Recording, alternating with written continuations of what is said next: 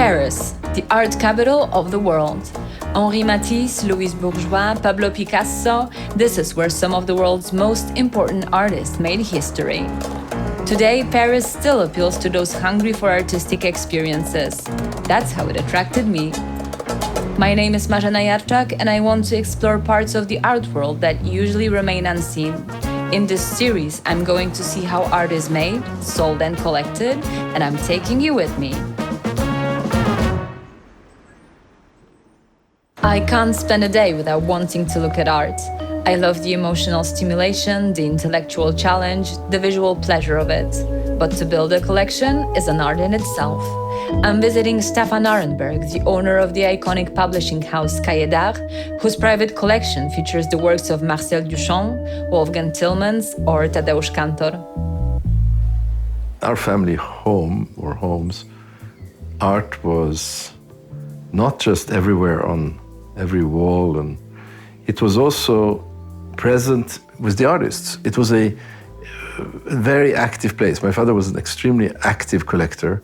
His mantra was to collect artists that he met personally. And a number of artists came from like Christo, Armand, Fontana, Enrico Bai, Jean Tinguely and Niki de Saint-Phal lived there for 3 months. So there was 120 artists over a period of 15 years. What does a piece of art has to have to attract your attention at the beginning?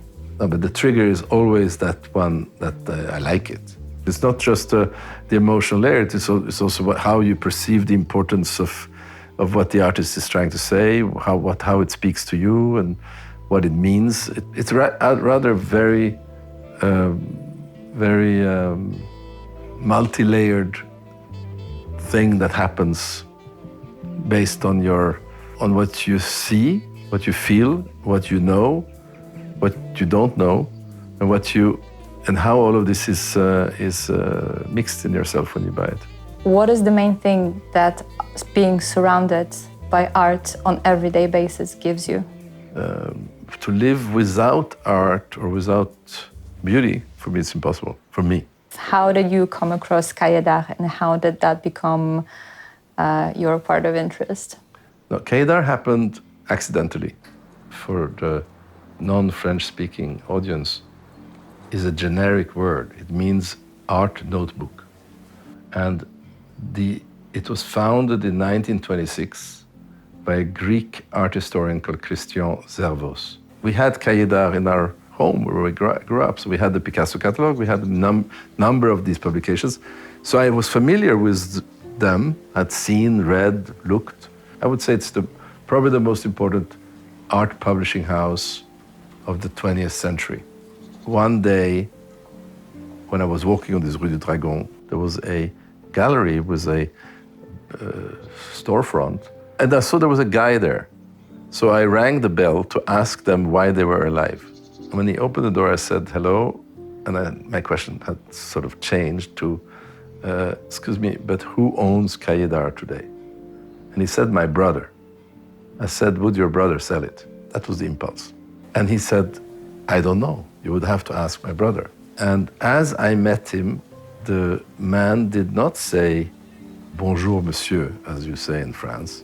He said, you arrive at the right time. I was thinking of selling. The most important thing for me, for Cahiers d'Art, is to keep Cahiers d'Art alive. Is to keep the style of publishing that we do at that level, which is totally, absolutely, makes no commercial sense, okay? But I think is essential in this world. And that's why artists are attracted to it. And that's why a very interesting group of the art world are so attached to its existence. And that's what that attracted me. How the love for books has begun for you, and how has it grew into collection? But the love for books started early because I was lucky to have this collecting father, right? And my father bought all the books. I don't think he read any, okay? But me, I kind of was attracted to them when I was about 14, 15, and started reading some of these books. And so I got into the thinking of the artist my way from reading these books. And very early on, I started buying my own books. And that's been going on. So, And and I how like ma- making books, and How many books are there in your collection? over 4,000, 5,000 maybe. I don't know. And they are all dedicated to art? We're speaking about the art books, yeah. If you could give one advice to people who would like start to collect art, even on a minimum scale, what would it be? I would say that to see as much art as possible, to go to museum shows, to go to galleries and not to be afraid to ask questions. Don't be afraid to make mistakes. And look, read, go to art fairs, see, learn, find out what costs what can you afford, what do you want to, how do you want to live with it. Don't buy with your ears, buy with your eyes. While some works of art are kept and enjoyed in private, many of the world's best art collections are open to the public. I'm meeting Olivier Gabet, the director of the Objets d'Art department at the Louvre Museum, to pick his brains on how to keep a collection alive, especially when you have thousands of objects to choose from. There are many museums around the world, as you know, but certainly the Louvre, by its name and its story and its collection, and it's also the most iconic because it kept what for the largest audience ever symbolized what is an artwork, which is the Mona Lisa, but the Louvre is a museum of plenty other iconic works for sure. How do you build the collections? How do you make new acquisitions? And how do you curate the collections as well? There are always good reasons to enrich and to make acquisition for a museum, to complete some gap, to enrich some part of the collection which are already very rich and to make them even better. It's also quite interesting to share with people some new fields in art history. So for example, talking with the curator of the Department of Decorative Arts here, one of the curators told me, we could do a display with some tapestries we have which underlines the role of strong and powerful women in the 16th and 17th century. And I thought the idea was interesting because that means that there will not be like a suite of 12 tapestries around the 12 months of a year, because we will not be able to have this kind of cycle of tapestry, which is very important and emblematic and iconic in many ways.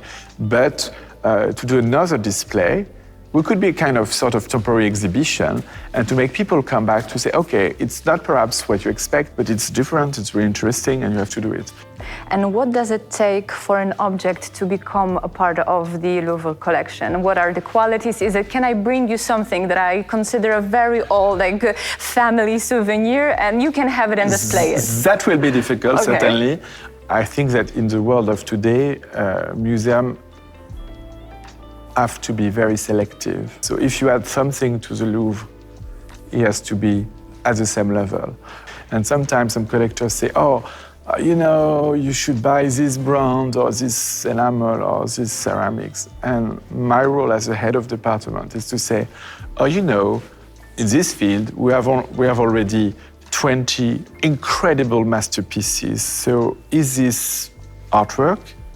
Is at the same level. And I was wondering if there's anything that you could recommend to people to help them navigate in a place like this, to be able to take as much as possible from it, but also realize that it's worth coming back because there's always something new to experience. My advice, especially for people who are lucky enough to be able to come back to the Louvre very often, like you, is to get lost, It's been a fascinating journey across the art world that couldn't exist without us, the viewers. If there is one thing we've learned, is that there are no rights or wrongs when it comes to exploring art. Whether we want to look at it, learn from it, or collect it, it's out there for everyone who's willing to open up for it.